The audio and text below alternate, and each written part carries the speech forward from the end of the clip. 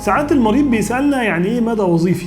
احنا عندنا في جراحة العظام او عندنا لما بنيجي نبص على اي مفصل في جسم الانسان في المدى الطبيعي اللي هو اي حد ما عندوش اي حاجة وسليم تماما يقدر يحرك كتفه، زي ان انا افرد كوعي لحد الاخر واتنيه لحد الاخر، ده كده اسمه المدى الطبيعي. انما احنا في العظم بنقول ان في مدى وظيفي. يعني ايه المدى الوظيفي؟ المدى اللي بيسمح للمريض ان هو يمارس كل النشاطات اليومية بتاعته بدون ما يتأثر أو يحس إن هو عنده نسبة عجز ما في نشاط معين هو عايز يعمله. يعني مثلا أنا الكوع أنا مش محتاج أفرده للآخر، أنا لو كوعي بيتفرد لحد دي كده بس فده مدى وظيفي، أقدر أعمل كل حاجة أنا عايزها وأنا فارد كوعي مش للآخر. وبرضه إن أنا أتني بصورة معينة لحد ما إيدي توصل لبقي ومش لازم التانية دي تكون للآخر، ده اسمه المدى الوظيفي. برضه مفصل الكتف كذلك ليه مدى وظيفي وبيختلف من مريض للآخر على حسب المريض ده بيعمل إيه في نشاطاته اليومية.